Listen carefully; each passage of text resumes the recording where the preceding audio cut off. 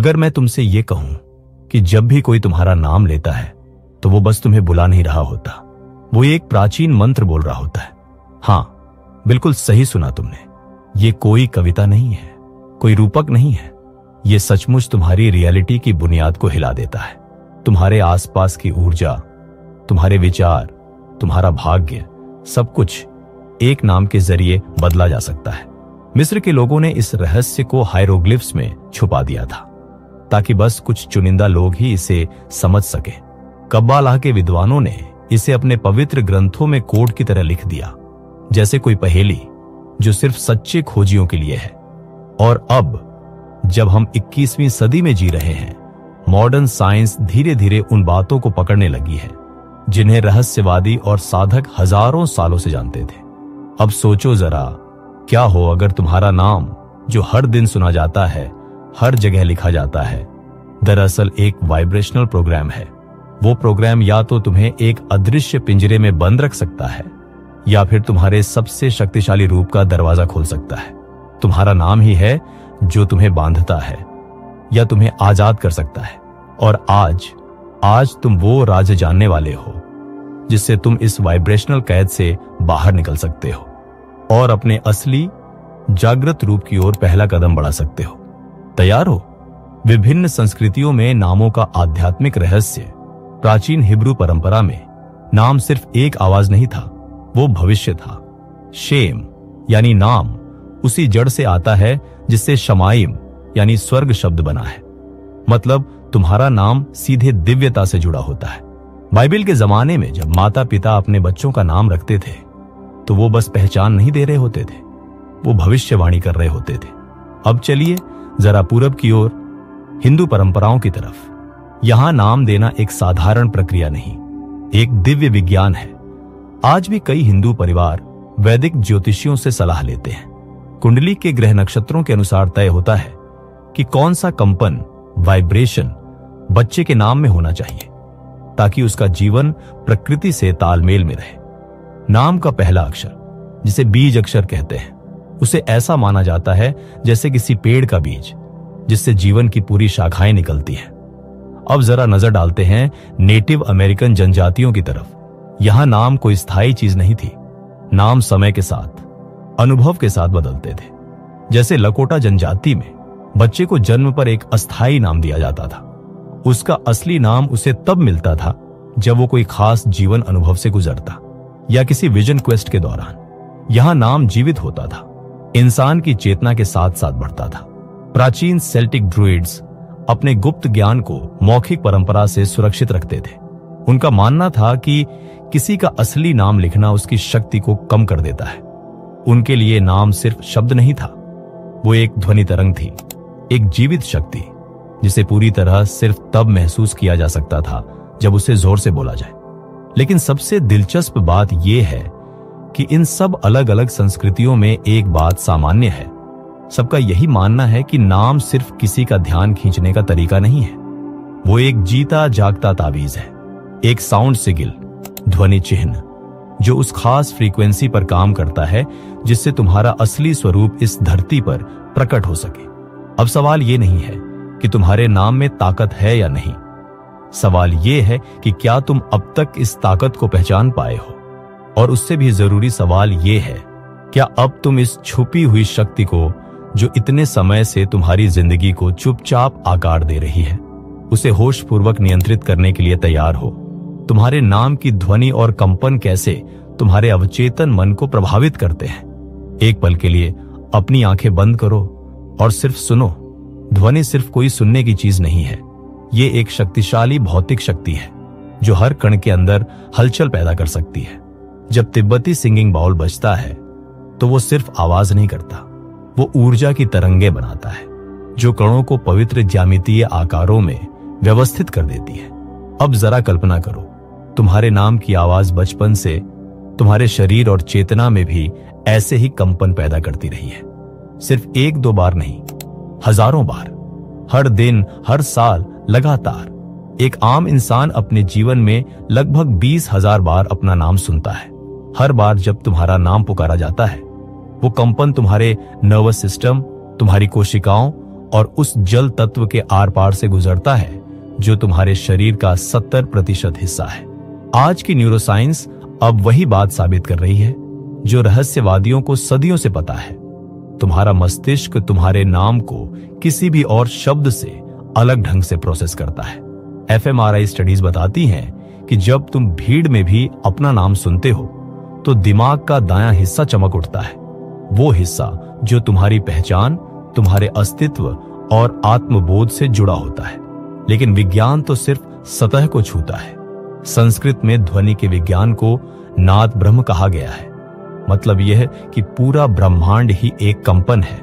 तुम्हारा नाम तुम्हारा व्यक्तिगत मंत्र है, एक ध्वनि सूत्र जो इतनी बार दोहराया गया है कि अब वो तुम्हारे अस्तित्व से अलग नहीं हो सकता। जरा इन नामों को सुनो और महसूस करो कि उनमें कितना फर्क है।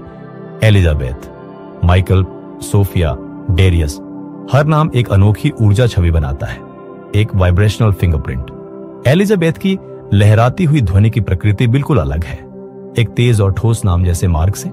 डॉ मसारू एमोटो की रिसर्च, जो विवादित जरूर थी लेकिन रोमांचक भी, कहती है कि लिखे हुए शब्द भी पानी की बनावट को बदल सकते हैं। सकारात्मक शब्दों से सुंदर, संतुलित क्रिस्टल बनते हैं और नकारात्मक शब्दों से विकृत और टूटी हुई आकृतियां। अब सोचो, अगर लिखे हुए शब्द इतना असर डाल सकते हैं तो वो ध्वनि जो तुम्हें बार बार पुकारती है, उसका असर कितना गहरा होगा। लेकिन असली रहस्य अब शुरू होता है। तुम्हारा अवचेतन मन, जो तुम्हारी ज्यादातर भावनाएं, आदतें और निर्णय चलाता है, वो देखने और अनुभव करने में फर्क नहीं करता। जब कोई और तुम्हारा नाम लेता है, तुम्हारा चेतन मन जानता है कि वो तुम्हें बुला रहा है, लेकिन तुम्हारा अवचेतन मन वो हर बार उसे एक सीधा आदेश मानता है, जैसे कोई मंत्र जो तुम्हारे अस्तित्व पर असर डाल रहा हो। प्राचीन जादुई परंपराओं में इस सिद्धांत को गहराई से समझा गया था।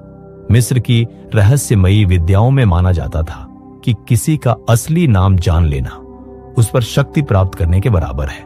इसीलिए रहस्य विद्यालयों में दीक्षा लेते समय लोग अपना पुराना नाम छोड़कर एक नया गोपनीय नाम धारण करते थे, एक ऐसा नाम जो उनकी उच्चतम संभावनाओं की आवृत्ति, फ्रीक्वेंसी से मेल खाता हो, न कि समाज की सीमाओं से।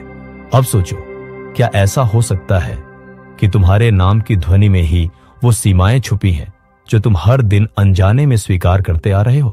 क्या हो अगर हर बार तुम्हारा नाम पुकारा जाना एक अवचेतन प्रोग्राम को ट्रिगर कर रहा हो, जो तुम्हारे सोचने, महसूस करने और फैसले लेने के तरीके को प्रभावित कर रहा है? लेकिन घबराने की जरूरत नहीं है।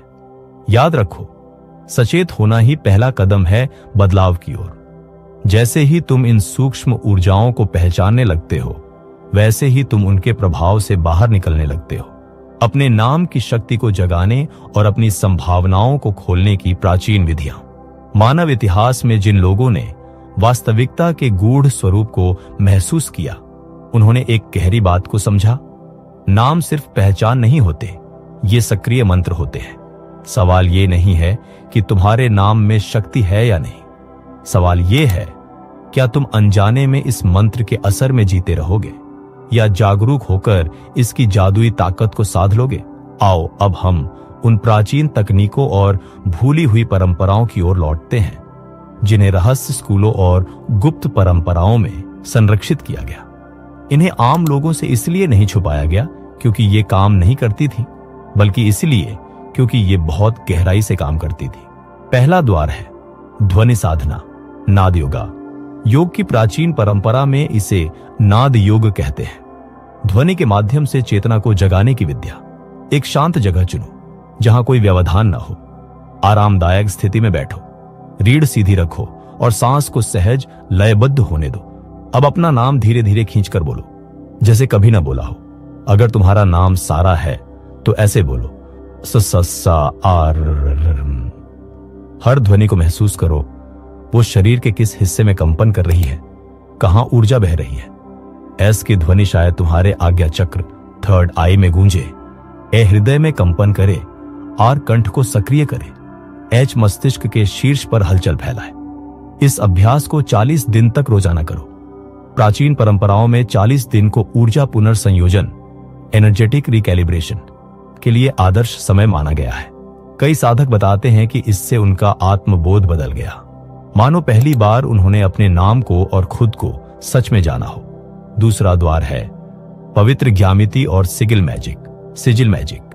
तुम्हारा लिखा हुआ नाम सिर्फ कुछ अक्षरों का समूह नहीं है, ये एक ऊर्जात्मक कोड है, एक ज्यामितीय हस्ताक्षर जिसे तुम चेतना से सक्रिय कर सकते हो।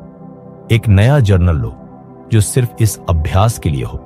पहले पन्ने पर अपने पूरे नाम को पूरे ध्यान और श्रद्धा से लिखो।